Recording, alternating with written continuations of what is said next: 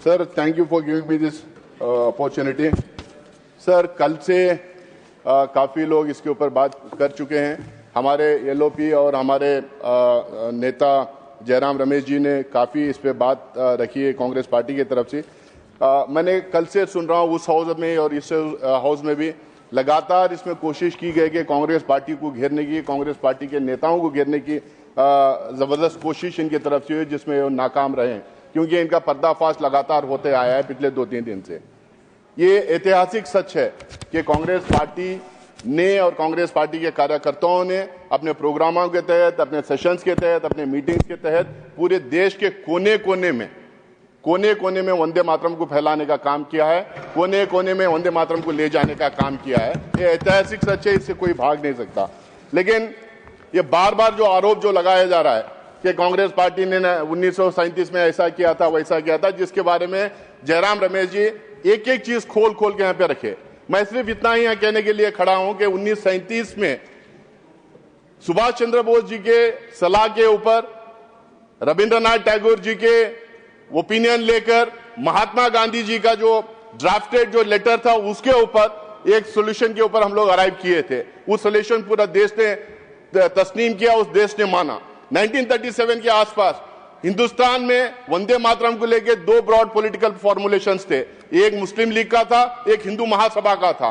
जब वो कंफ्यूजन था, जब कंट्रोवर्सी हो रही थी, जब बंटवारा हो रहा था, जब आपस में इस वंदे मातरम को, हमारे राष्ट्रगीत को लेकर जब बहुत सारी कंट्रोवर्सी क्रिएट हुई थी, कांग्रेस पार्टी को और कांग्रेस पार्टी के नेताओं को ये तय करना था और तय उन्होंने किया। रविंद्रनाथ टैगोर जी के सलाह पर उन्होंने तय किया कि हम लोग ये इंक्लूसिव नारा लेंगे। 2 स्टैंजा का वहां पे डिसीजन हुआ था। आज ये बार बार ये कह रहे हैं कि तुष्टीकरण, इसका मतलब ये बार बार ये आरोप लगाने की कोशिश कर रहे हैं। ये कांग्रेस के ऊपर आरोप नहीं लगा रहे सर, ये आरोप लगा रहे रविंद्रनाथ टैगोर के ऊपर, ये आरोप लगा रहे सुभाष चंद्र बोस के ऊपर, ये आरोप लगा रहे महात्मा गांधी के ऊपर, ये आरोप लगा रहे हैं जिस कॉन्स्टिट्यूएंट असेंबली के अध्यक्ष राजेंद्र प्रसाद जी थे, जिन्होंने इसको पारित किया था, उनके खिलाफ आरोप लगा रहे हैं। ये बी आर अम्बेडकर के खिलाफ ये आरोप लगाने का काम कर रहे हैं। ये आरोप तुष्टीकरण के आरोप उनपे भी लगाने का काम ये लोग कर रहे हैं। तो मुझे लगता है कि ये प्रॉब्लम, ये जो प्रॉब्लम बनाने की जो कोशिश कर रहे हैं, ये वेल सेटल्ड क्वेश्चन है।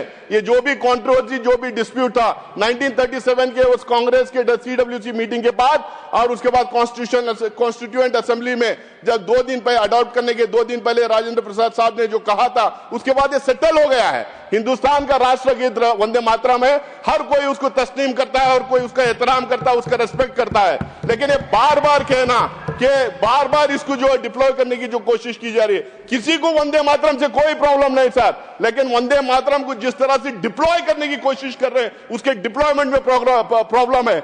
आखिरकार कौन सी ऐसी बात है 1947 से लेकर आज तक किसी भी कांग्रेस रूल स्टेट में कभी भी वंदे मातरम को लेकर कोई प्रॉब्लम नहीं हुआ। अपोजिशन रूल स्टेट्स में जहां अपोजिशन रूल करती थी, किसी भी स्टेट में वंदे मातरम को लेकर कोई प्रॉब्लम नहीं हुआ।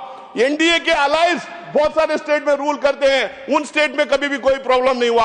अगर वंदे मातरम के डिप्लॉयमेंट को लेकर कहीं प्रॉब्लम होता है तो भाजपा शासित स्टेट्स में ही वो प्रॉब्लम होता है। अब जब बार बार अग्रेसिव नारे लगाते हैं, हिंदुस्तान में रहना है तो वंदे मातरम कहना है, अरे कौन लगाता है नारा? ये कौन लगाता है नारा?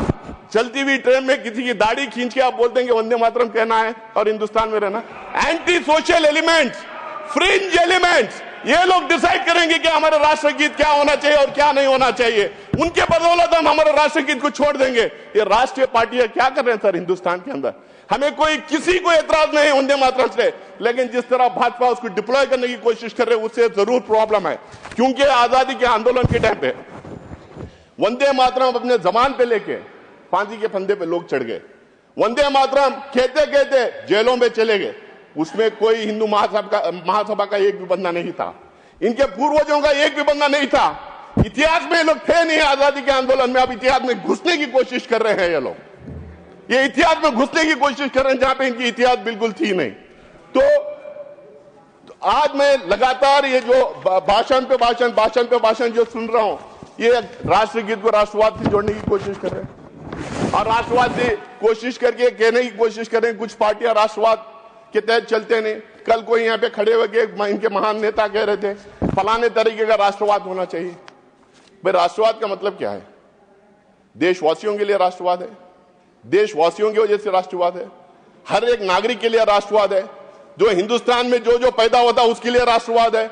अब राष्ट्रवाद ये हमें सिखाएंगे, राष्ट्रवाद ये हमें सिखाएंगे जो जिन्ना के सर एक minute sir, only 1 minute sir, अब ये राष्ट्रवाद हमें सिखाएंगे जो जिन्ना के मजार पे जाके माथा टेकते हैं, ये राष्ट्रवाद सिखाएंगे, जिन्ना को सेकुलर कहते हैं, ये राष्ट्रवाद सिखाएंगे।